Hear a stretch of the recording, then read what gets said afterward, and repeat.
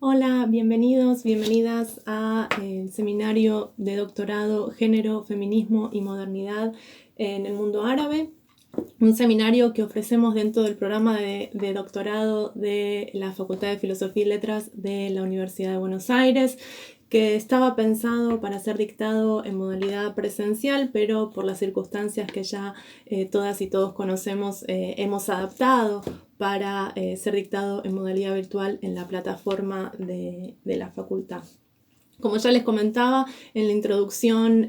al seminario, yo creo que eso va a fortalecer y nos va a ayudar también a poder entablar un diálogo que exceda la geografía de la ciudad de Buenos Aires y nuestros estudiantes de la facultad, con lo cual les animo a que participen, a que pregunten.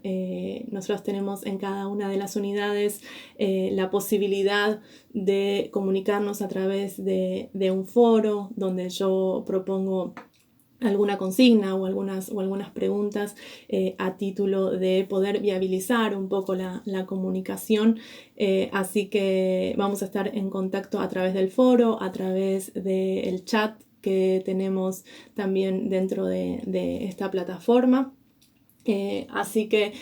para contarles un poco cómo está armado el curso, creo que tratamos de hacerlo de la manera más simplificada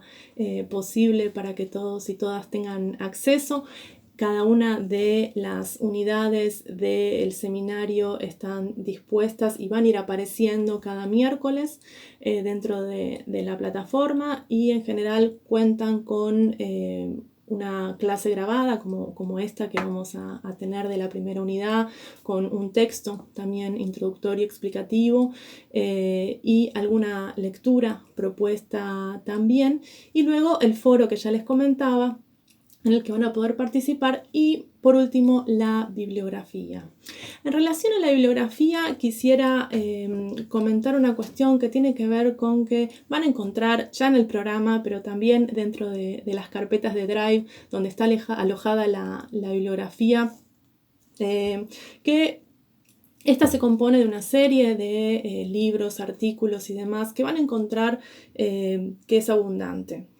Mi intención no es que ustedes lean y trabajen con toda esa bibliografía a lo largo de este mes, sino simplemente que lo tengan a disposición como consulta, como refuerzo, como ampliación de las clases, porque esos son justamente los materiales que yo utilizo para mis clases, los que utilizo para mis investigaciones. Entonces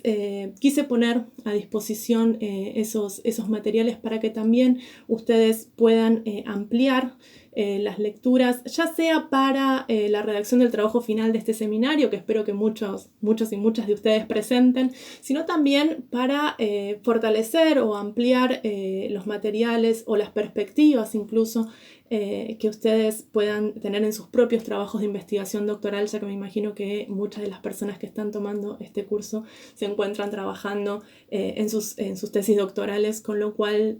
también la idea era fortalecer a partir de estas perspectivas que no están tan incorporadas dentro de otros seminarios o otras formaciones que tenemos dentro, por lo menos, de la Universidad de Buenos Aires. Entonces, darles la facilidad de contar con esos materiales, a muchos de los cuales vamos a estar mencionando, yo voy a estar mencionando a lo largo de las clases, pero que también van a poder encontrar referencias dentro de los textos, dentro de las exposiciones que vamos a tener a lo largo de este curso. Quisiera mencionar también, por último, antes de ya meternos dentro de lo que es la primera clase, uno de los aspectos que hemos incorporado también y que pueden encontrar en la presentación del curso. Se trata del glosario de términos, que espero que muchos y muchas de ustedes ya hayan consultado y que tengan como referencia también para poder acompañarse, para poder apoyarse, ampliar y volver una y otra vez a lo largo del curso, que van a tener ahí toda una serie de conceptos que son con los que vamos a estar trabajando y que pueden ayudarles a ampliar, a reforzar, a tener en mente, a volver y tener un marco de referencia sobre el que apoyarse a la hora de abordar los textos o abordar las diferentes exposiciones de clases que vamos a tener aquí a lo largo de este curso. Bien, volviendo al tema de la bibliografía, quisiera hacer una mención que me parece interesante también para que ustedes entiendan cuál es el abordaje que vamos a tener dentro de este seminario, que no pretende ser exhaustivo en un montón de cuestiones y por eso también tienen toda la bibliografía para seguir ampliando, ya que como fue pensado como un curso introductorio de 16 horas cátedra en modalidad presencial y hemos adoptado a la modalidad virtual, hay cuestiones que yo no voy a poder más que mencionar,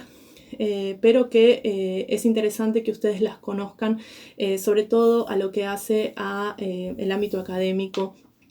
de aquí y de otras regiones. En ese sentido, la mayoría de los textos que ustedes van a encontrar en la bibliografía son textos escritos por investigadoras, muchas de ellas de origen árabe, la mayoría en realidad de origen árabe, que habitan o no en esas regiones, pero que surgen o que fueron redactados a partir de una serie de inquietudes que empezaron a surgir sobre todo a partir de la década de los 90 en la región, que comenzaron también por una especie de urgencia que surgió ante el avance del islamismo, del islam político en países como Egipto, como Argelia, que incluso en la década de los 90 estaba comenzando a transitar su época más oscura justamente por el avance del islamismo, pero también en países como Palestina tras la primera intifada, justamente por la urgencia que sintieron muchas de las investigadoras, muchas de esas historiadoras, antropólogas, sociólogas, por abordar la historia de las mujeres, por estudiar los discursos sobre género, los discursos sobre las mujeres que se estaban desarrollando en la región y trazar una genealogía que recuperara esa historia de las mujeres, porque como bien sabemos, tanto en los países árabes como en otras regiones del mundo, la historia en su gran mayoría ha sido escrita por los hombres y no hace mucho que comenzamos a tener estos trabajos que recuperan la historia de las mujeres también en nuestras latitudes. En ese sentido, y como un trabajo pionero y uno de los más importantes desarrollados por las investigadoras de esta camada o de esta generación que empezaron a trabajar sobre estos temas. En la primera unidad tenemos el libro de Leila Ahmed, que es una investigación verdaderamente monumental que ella desarrolla a lo largo de 10 años, justamente para recuperar estos discursos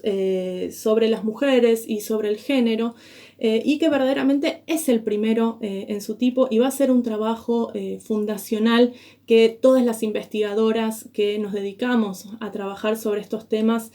tenemos como un trabajo verdaderamente de referencia. En el caso de este libro, nosotras aquí en el curso abordamos específicamente el capítulo número 2, que es un capítulo que hemos traducido para nuestro seminario de grado también aquí en la Facultad de Filosofía y Letras, y que a mí me parece interesante recuperar justamente porque a lo largo de este capítulo Leila Ahmed va desarmando la historia de la etapa previa de la llegada del Islam para demostrar o para concluir, si se quiere, cómo el Islam se afilió explícitamente con tradiciones preexistentes en la región que ya se habían establecido, pensándose justamente como una continuidad. De esta manera, ella a lo largo del libro, pero en este capítulo principalmente, va a dejar asentado de qué manera el Islam no vino a traer costumbres nuevas y estamos hablando de costumbres que luego se institucionalizaron a lo largo del tiempo, como el uso del velo, como la segregación por sexos, como la reclusión femenina, sino que lo que hizo el Islam a medida que se fue expandiendo, y ustedes ahí en la parte del glosario tienen un mapa de la expansión del Islam que pueden ver justamente, digamos, sobre las regiones que se fue expandiendo el Islam desde su surgimiento en el siglo VII y cómo se fue expandiendo por las diferentes regiones. Cómo estas costumbres que ya estaban arraigadas, que ya estaban de alguna manera institucionalizadas en las regiones sobre las que se fue expandiendo el Islam las va adoptando y va a, digamos, a mostrarse o a presentarse como una continuidad de estas tradiciones. En ese sentido, es importante que tengamos en cuenta justamente cómo se asimilaron estas costumbres que luego, más adelante en la historia, incluso hasta la época contemporánea, se van a considerar como propias o como originarias del Islam. Justamente por eso este trabajo de investigación que ella hace recupera justamente esta historia generalmente no dicha o no tenida en cuenta de cómo se construyó el patriarcado tradicional en la región de Medio Oriente, o en la región de los países musulmanes, en relación, bueno, a ciertas costumbres ya expandidas o a ciertas tradiciones ya expandidas dentro de la región. En este sentido, ella también va a concluir o va a destacar de qué manera la subordinación femenina ya era una institución instalada y que va a estar a lo largo del tiempo siendo reforzada por el crecimiento de las sociedades urbanas y de la competencia militar. ¿Sí? Algo que comienza en esta etapa preislámica que ella comienza a estudiar y que se va a ir desarrollando a lo largo del tiempo. Ahora bien, esta subordinación femenina que va a estar potenciada por las sociedades urbanas y por la competencia militar va a reforzar la dominación masculina y va a dar lugar justamente a sociedades organizadas de esta manera, donde la subordinación femenina va a ser un factor que se va a sostener a lo largo del tiempo y donde va a comenzarse se van a comenzar a diagramar estas sociedades, a conformar de manera clasista o de manera estratificada, siendo las élites militares justamente las que ocupan un lugar predominante dentro de estas sociedades más tradicionales. En este contexto y en el ámbito de la familia se va a dar, bueno, una conformación de una familia patriarcal que fue justamente diseñada, va a decir ella, para garantizar el control paternal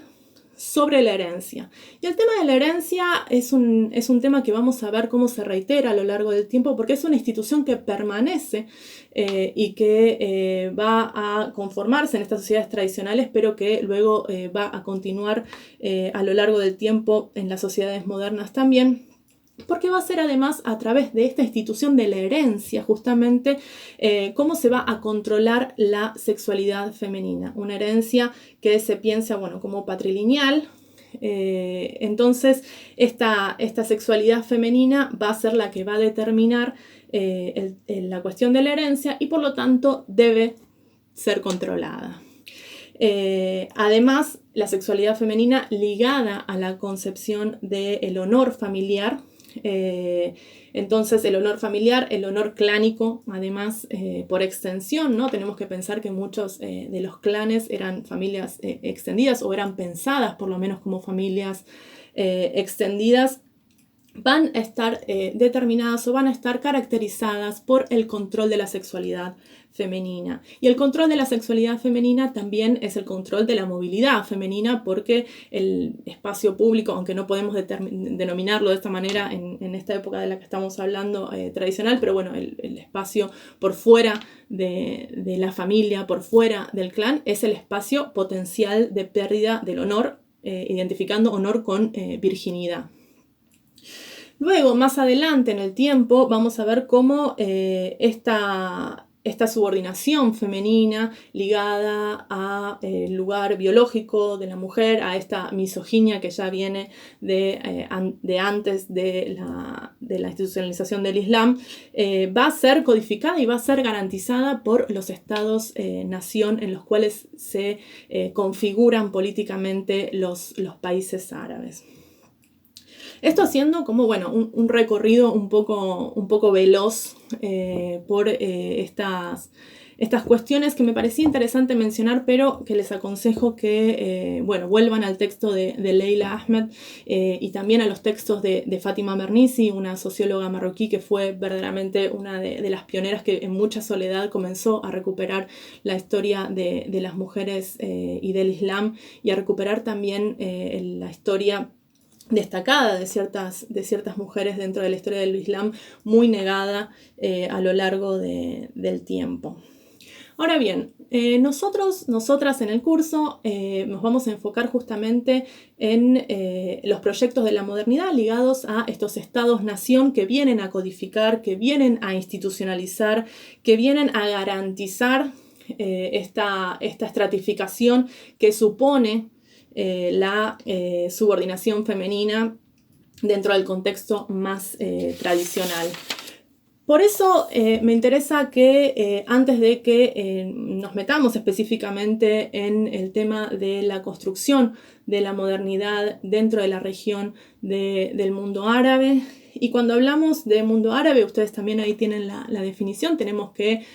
tener siempre en cuenta que estamos hablando de una región muy heterogénea, que estamos hablando de una región que hablamos que o decimos que cuyo vector cultural es el Islam, pero que no está sobredeterminada por la presencia del Islam, donde hay otras religiones, donde hay otras etnias. Entonces, tener siempre presente que cuando hablamos de mundo árabe, hablamos de un mundo diverso, y que aquí, a efectos prácticos, vamos a estar enfocándonos sobre todo en lo que es el mundo árabe mediterráneo y no tanto en los países del Golfo. Bien, nosotros tenemos esta región de los países árabes, cuyo vector cultural es el Islam, cuya historia común está atravesada a lo largo del tiempo por diferentes proyectos de conquista y de colonización. De hecho, los árabes también conquistaron esta región. Estos países que se denominan árabes porque hablan la lengua árabe, a pesar de que hay múltiples dialectos del árabe y, como les decía, otras lenguas también que están presentes y que llegan al siglo XX o a mediados del siglo XIX, cuando empiezan a instalarse los proyectos de la modernidad, bajo el yugo del Imperio Otomano, bajo 4 siglos de dominación del Imperio Otomano, hasta su caída oficial en 1923, tras la Primera Guerra Mundial y la creación del Estado turco. Hay que tener en cuenta que si bien muchos de estos países estaban ocupados por el Imperio Otomano, había algunos de esos países, como por ejemplo Egipto, Argelia, Túnez, que ya tenían una presencia europea, que va a tener que ver también justamente con esas ansias de modernización. En el caso de Argelia va a ser una ocupación militar desde 1830 de Francia, con unas particularidades específicas que ya la próxima clase vamos a estar abordando con mayor profundidad. Pero, por ejemplo, en el caso de Egipto y en el caso de Túnez, Egipto ocupado por Inglaterra, Túnez ocupado por Francia, van a ser ocupaciones que tienen que ver con deudas que contraen los líderes locales para poder desarrollar diferentes proyectos de modernización. Al no poder pagar esas deudas que contrae Túnez con Francia e Inglaterra con Egipto, van a sufrir la ocupación militar de sus territorios. Bien, entonces este Imperio Otomano que está gobernando, que está ocupando estos territorios durante 4 siglos,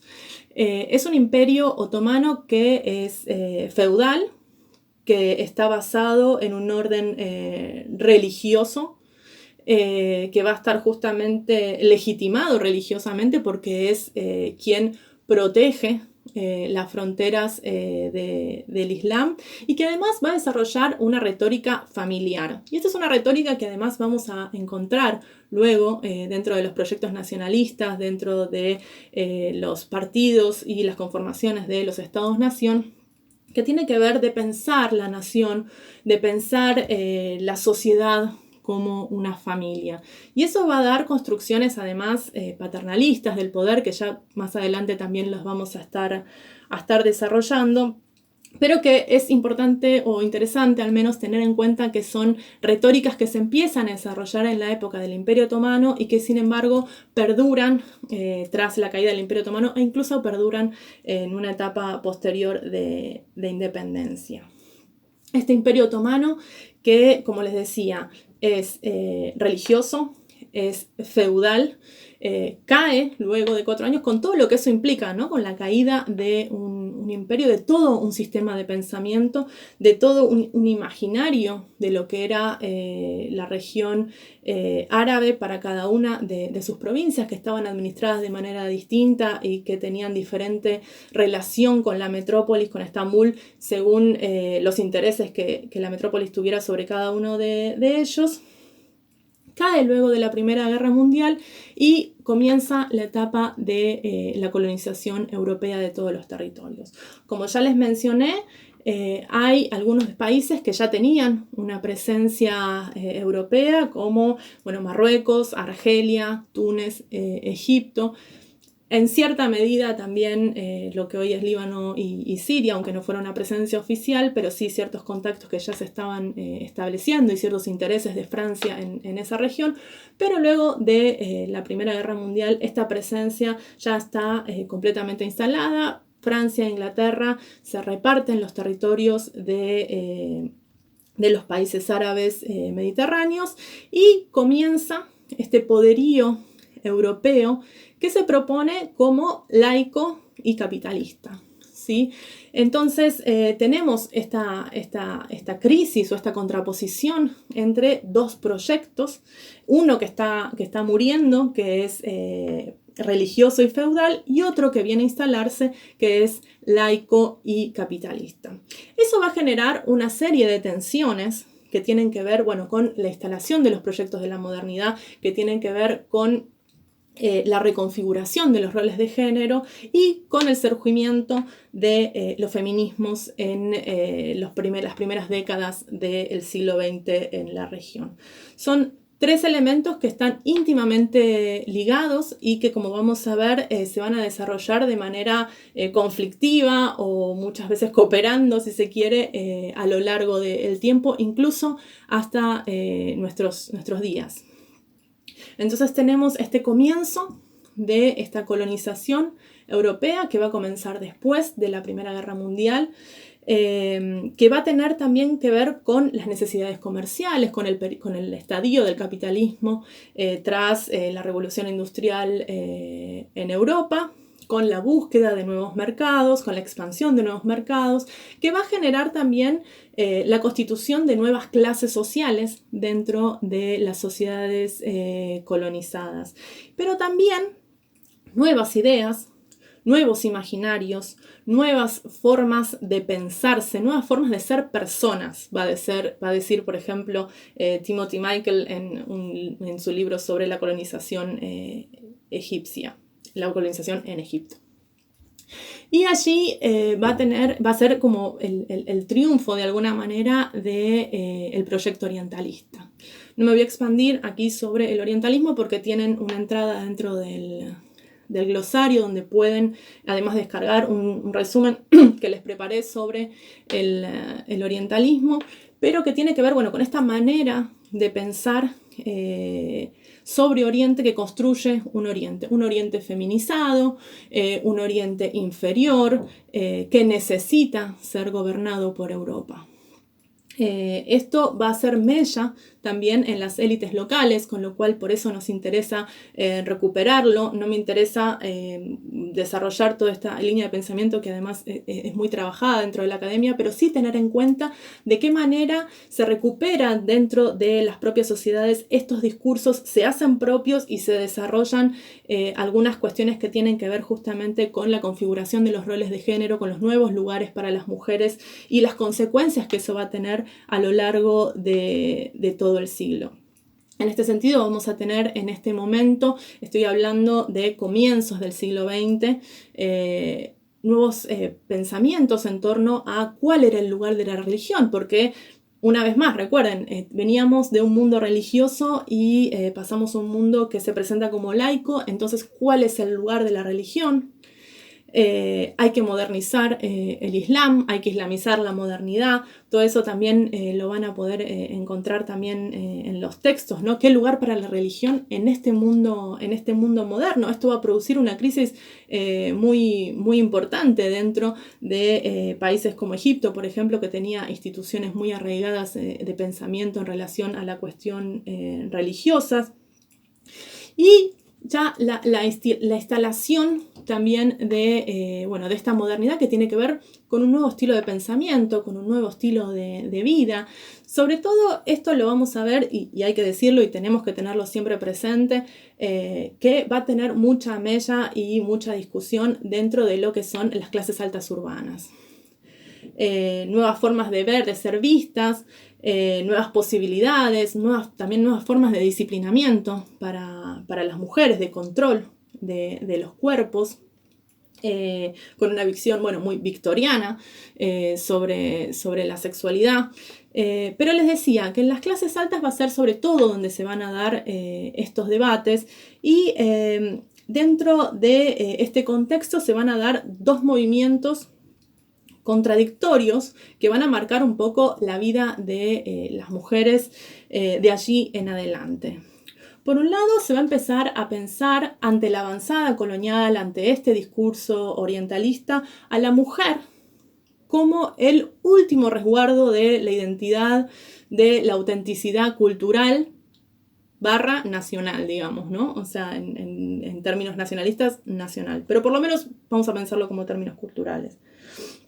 Y, por otro lado, a la mujer también como esta nueva ama de casa moderna, esta mujer que viene a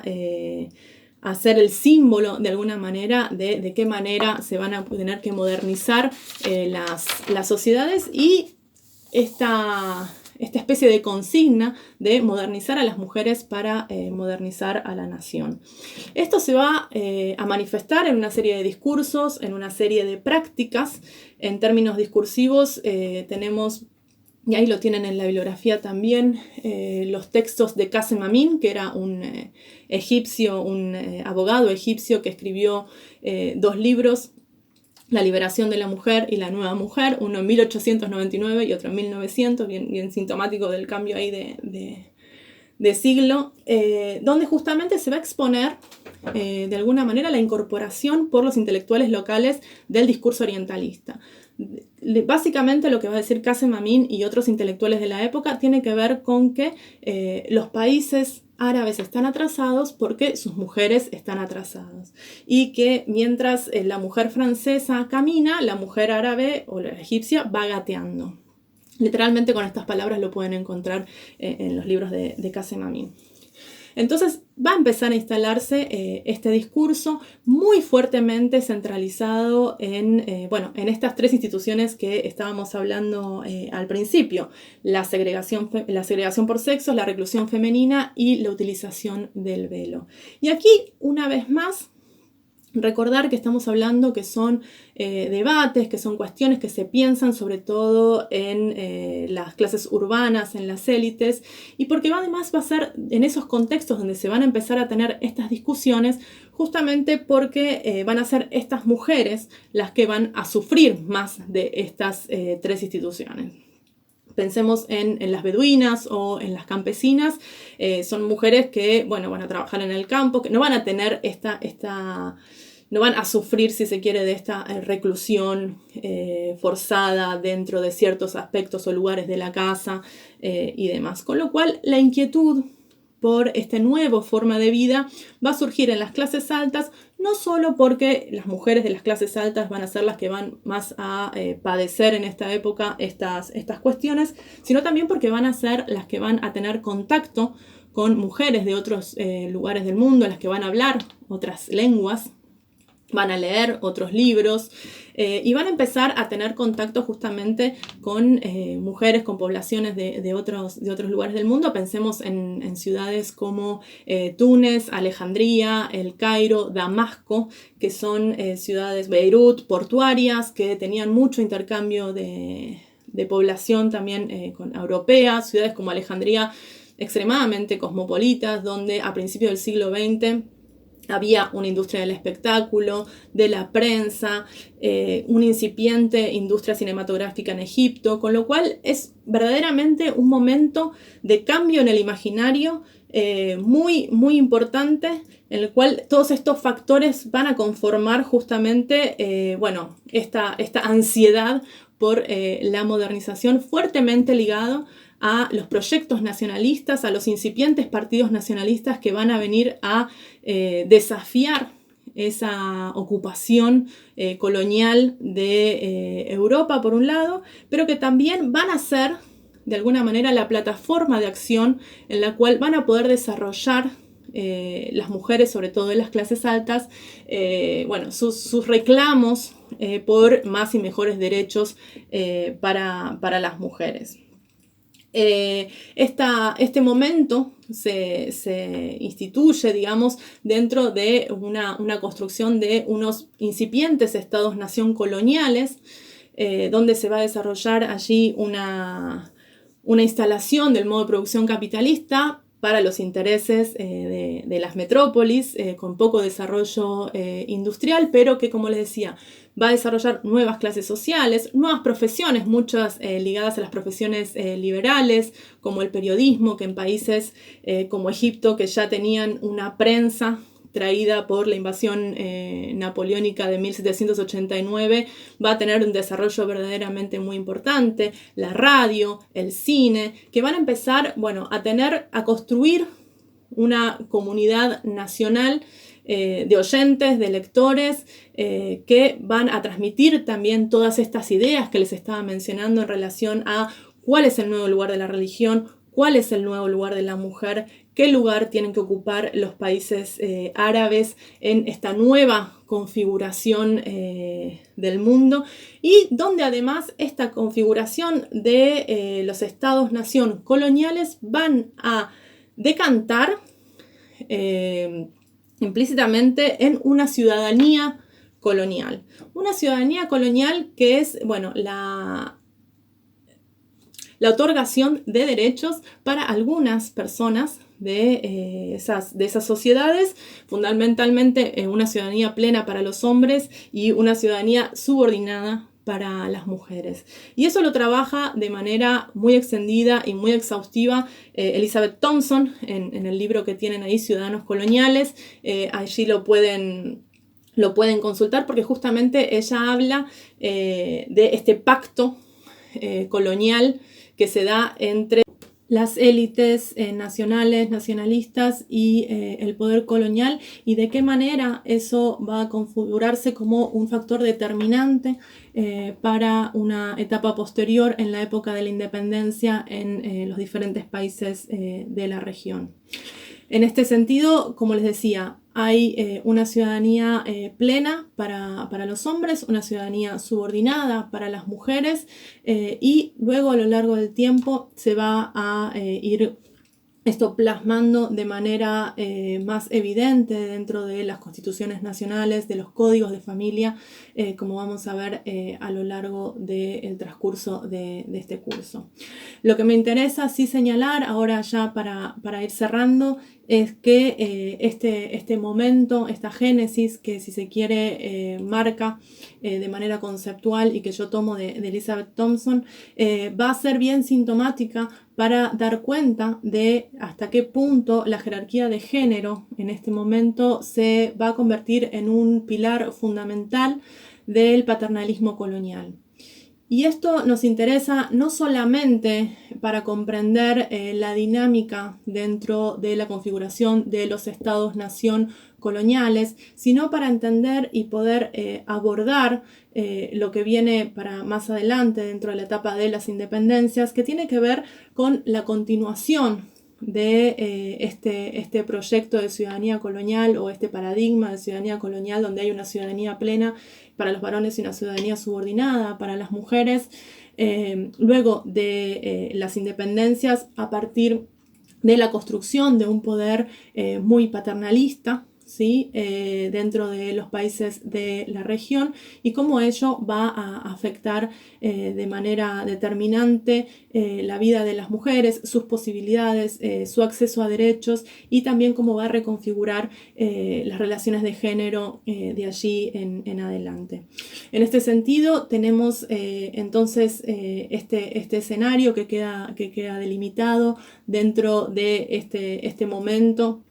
de fascinación, si se quiere, de las élites con la modernidad, que tiene que ver con los proyectos nacionalistas, que tiene que ver con una serie de nuevas posibilidades que se abre con estas nuevas formas de ser personas, como les decía, con esta imagen que se crea también de, una futura independencia y un lugar para los países árabes en esta nueva reconfiguración del mundo tras la Primera Guerra Mundial, y que también va a traer nuevas formas de pensarse como mujeres, nuevos espacios, la configuración del espacio doméstico como el espacio propio de la mujer, como el espacio de la madre educadora, de esta ministra de Economía que va a cuidar al marido, que va a criar a los hijos, que va a educar a los hijos, un nuevo lugar predominante para la escuela, para la educación, y nuevas formas de disciplinamiento social que muchas veces van a ser autoimpuestas para las mujeres, como ya vamos a ver en los contenidos que siguen. En este sentido, lo que me interesa remarcar es justamente cómo esta cuestión de la mujer, cómo este debate que se da dentro de las élites ligadas al poder europeo va a ser una cuestión que va a ser central para los debates y las discusiones que incluso tienen mucha actualidad en relación a esta contradicción que yo les mencionaba de la mujer como símbolo, como resguardo de la tradición, como resguardo de la autenticidad cultural nacional ante la avanzada imperial, ante la avanzada colonial, y por otro lado la mujer en esta época como símbolo de la modernidad, la mujer que se quita el velo como símbolo de una nueva etapa que comienza. Vamos a tener en los años 20 una serie de hitos en relación a quitarse el velo, que va a estar también muy relacionado con la configuración y el proyecto de modernización llevado adelante por Atatürk en Turquía, que no lo vamos a abordar, pero que sí es un proyecto de modernización que va a ligar de manera muy fuerte la modernidad y los proyectos de modernización en el nuevo Estado turco con abandonar el uso del velo, y va a ser una práctica que se va a extender en muchos de los países de la región árabe. En el caso de Egipto, que va a ser el país que va a desarrollar una vanguardia verdaderamente dentro de lo que es el feminismo árabe, va a ser Hoda Sha'arawi, quien en 1923, luego de volver de un congreso en Roma, va a quitarse el velo en la estación de tren y va a ser luego imitada por muchas mujeres. Como vamos a ver también, Hoda Sha'arawi es un personaje verdaderamente destacado y muy importante de esta primera etapa, que va a llevar la bandera del feminismo egipcio y que va a movilizar verdaderamente el feminismo regional. Con esta impronta justamente, de lograr una ciudadanía plena, de lograr más y mejores derechos para todas las mujeres de la región, muy ligado a este discurso o estos proyectos o este ideal de la modernidad, que va a estar siempre ligado a la noción del contacto con Europa, ¿no? La manera de ser moderno es ser europeo. Entonces esta contradicción entre tradición, modernidad, que va a estar